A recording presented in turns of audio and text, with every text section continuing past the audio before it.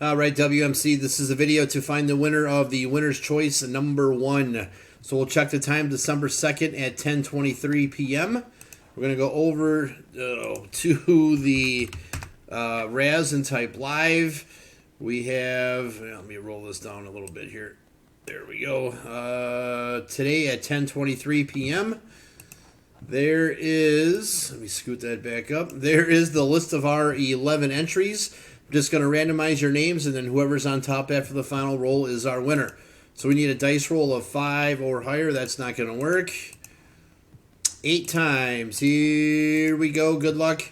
1, 2, 3, 4, 5, 6, 7. Last and final. Here we go. Good luck. It is Zach. Spot 8 is your winner. So Zach, please message me to make your selection. There is our verification code, our timestamp, once again, December 2nd, 10:24 p.m.